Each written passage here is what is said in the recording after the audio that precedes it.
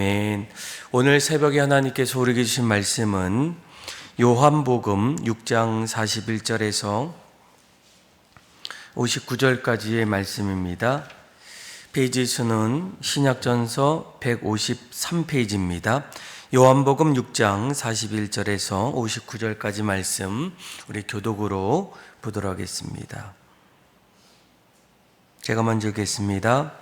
자기가 하늘에서 내려온 떡이라 하심으로 유대인들이 예수에 대하여 수군거려 이르되 이는 요셉의 아들 예수가 아니냐. 그 부모를 우리가 아는데 자기가 지금 어찌하여 하늘에서 내려왔다 하느냐. 예수께서 대답하여 이르시되 너희는 서로 수군거리지 말라. 나를 보내신 아버지께서 이끌지 아니하시면 아무도 내게 올 수 없으니 오는 그를 내가 마지막 날에 다시 살리리라. 선지자의 글에 그들이 다 하나님의 가르치심을 받으리라 기록되었은즉 아버지께 듣고 배운 사람마다 내게로 오느니라. 오직 하나님에게서 온 자만 아버지를 보았느니라. 진실로 진실로 너에게 이르노니 믿는 자는 영생을 가졌나니 생명의 떡이니라. 너희 조상들은 광야에서 만나를 먹었어도 죽었거니와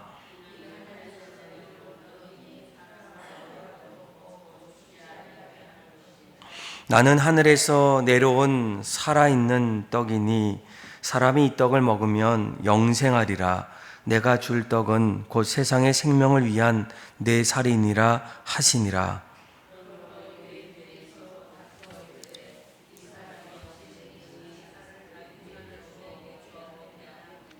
예수께서 이르시되 내가 진실로 진실로 너에게 이르노니 인자의 살을 먹지 아니하고 인자의 피를 마시지 아니하면 너희 속에 생명이 없느니라.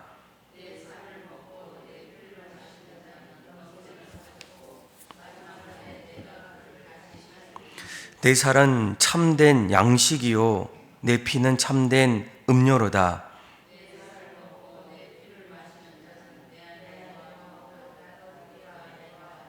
살아계신 아버지께서 나를 보내심에 내가 아버지로 말미암아 사는 것 같이 나를 먹는 그 사람도 나로 말미암아 살리라.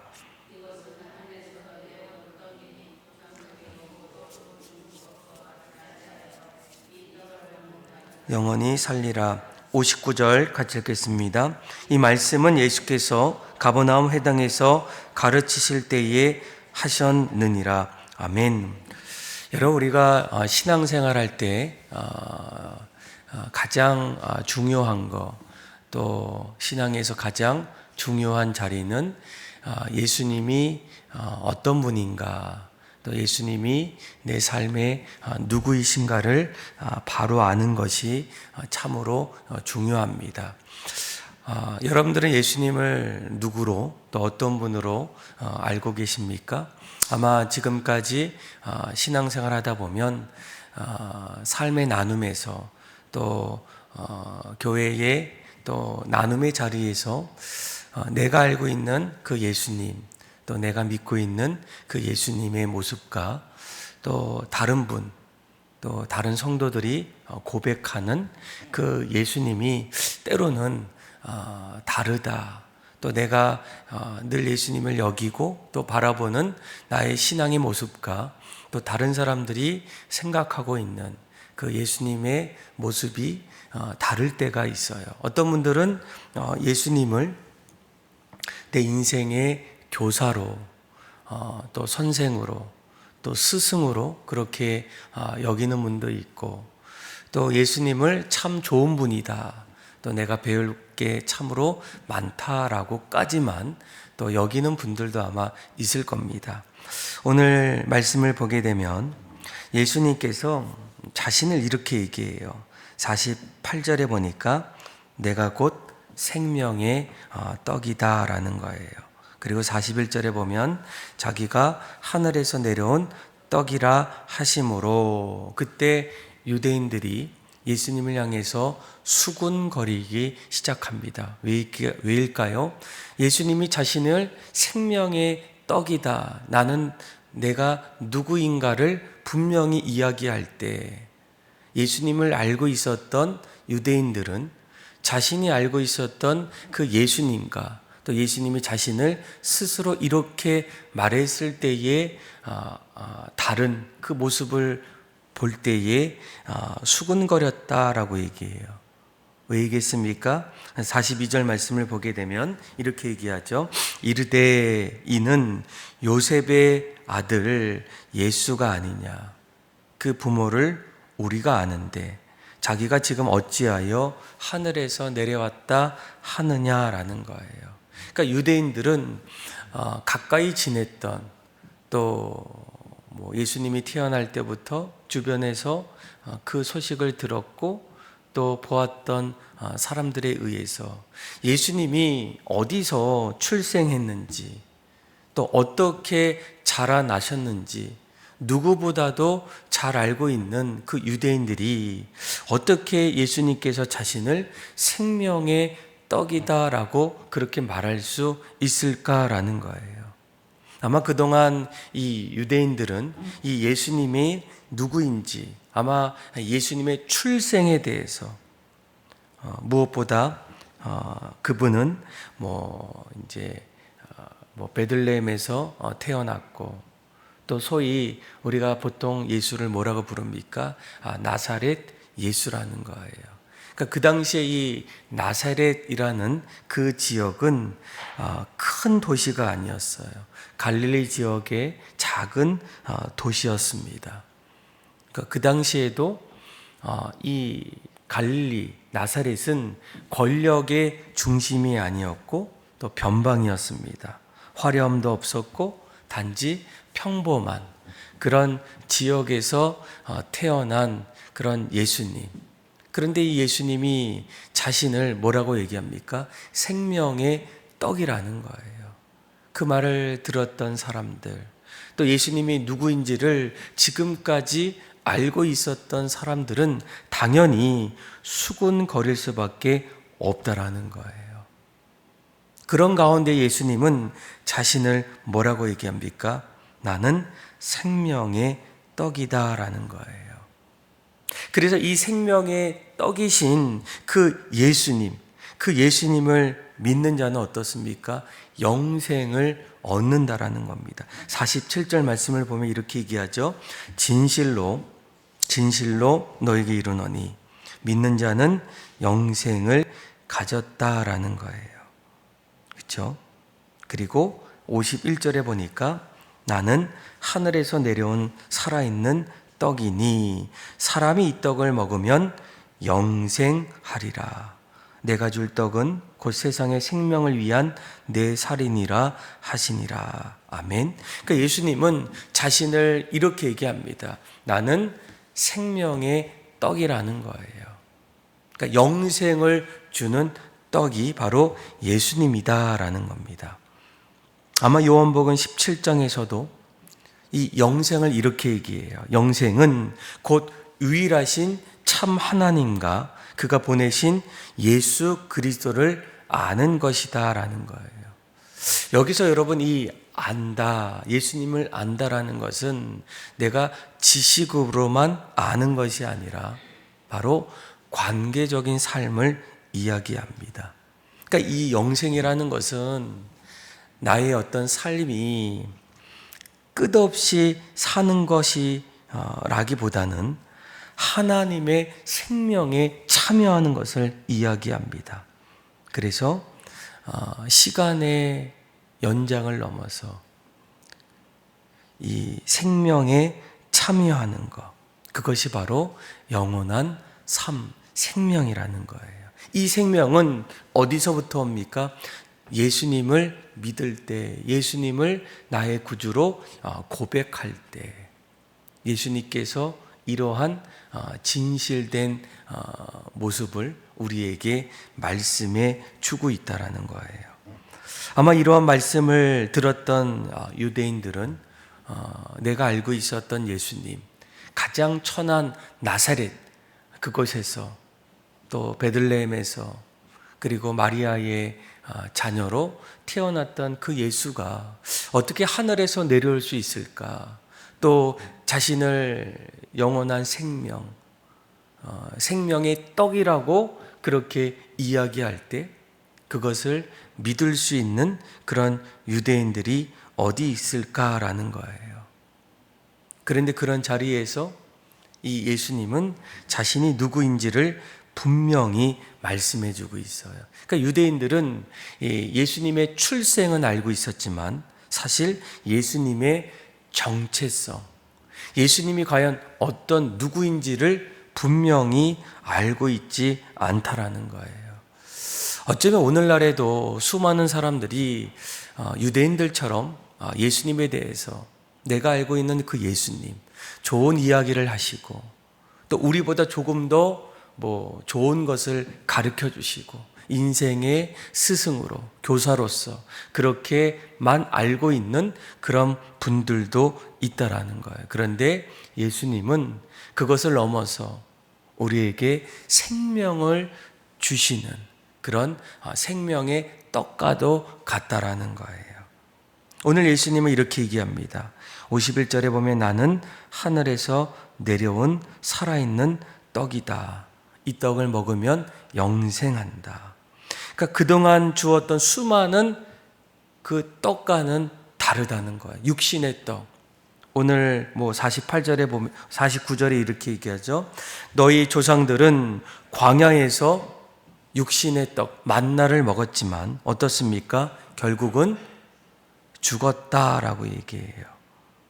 하나님께서 이스라엘 백성들이 광야에서 어떻게 살아가야 될지 무엇을 먹고 살지 모르는 그런 자리에서 아침마다 하늘에서 만나와 메추라기를 내려주십니다. 그들은 그것을 먹으면서 하루하루 살아갔는데 결국 그들 역시도 때가 되었을 때 죽음을 맞이하게 돼요. 그런데 예수님은 뭐라고 합니까? 내가 주는 그 떡, 그죠? 하늘에서 내려온 이 떡은 50절 말씀에 이렇게 이야기했죠. 이는 하늘에서 내려온 떡이니 사람으로 하여금 먹고 죽지 아니하게 하는 것이다. 영원한 생명을 주는 그 떡이 바로 영원한 떡, 생명의 떡, 예수 그리스도를 이야기합니다.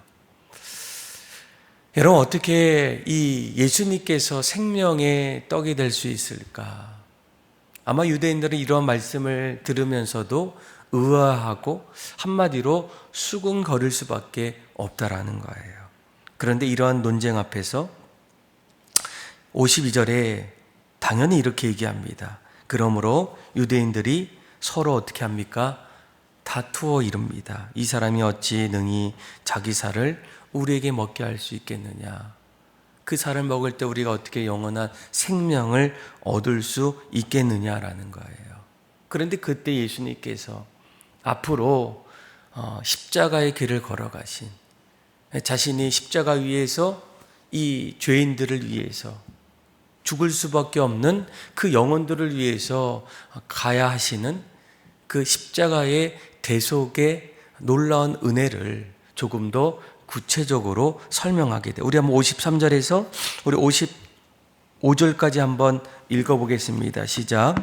예수께서 이르시되 내가 진실로 진실로 너에게 이르노니 인자의 살을 먹지 아니하고 인자의 피를 마시지 아니하면 너희 속에 생명이 없느니라. 내 살을 먹고 내 피를 마시는 자는 영생을 가졌고 마지막 날에 내가 그를 다시 살리리니 내 살은 참된 양식이요 내 피는 참된 음료로다. 아멘. 그러니까 예수님께서 이렇게 얘기합니다.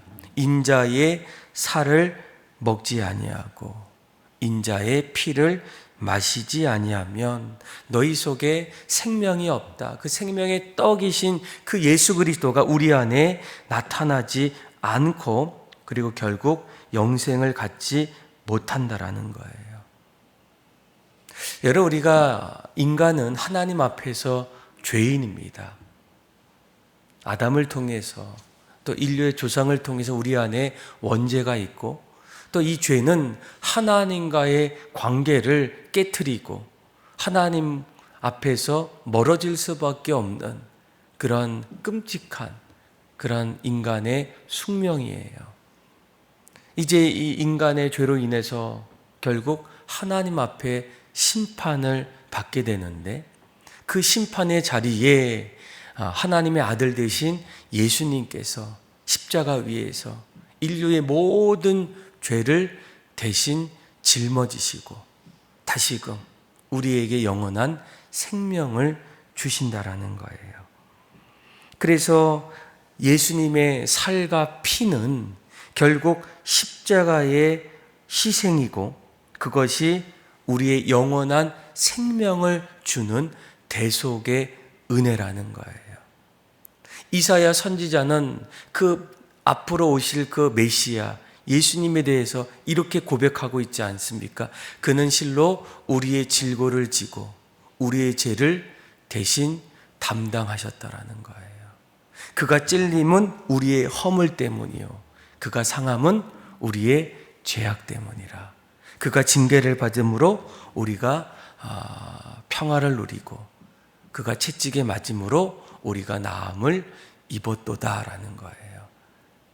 그러니까 죽을 수밖에 없는 그 영혼들, 예수님께서 대속의 은혜로 십자가 위에서 자신이 하나님 앞에 진노를 받으심을 통해서 예수님의 살과 피는 결국 우리를 다시 살리는, 오늘 본문에 뭐라고 합니까? 내 살은 참된 양식이다, 내 피는 참된 음료다라고 이렇게 말씀해 주고 있습니다. 우리가 이것을 받아들이고 이것을 먹고 믿을 때에 56절 이렇게 얘기하죠. 내 살을 먹고 내 피를 마시는 자는 내 안에 거하고 나도 그의 안에 거하나니 살아계신 아버지께서 나를 보내심에 내가 아버지로 말미암아 사는 것 같이 나를 먹는 그 사람도 나로 말미암아 살리라라는 거예요.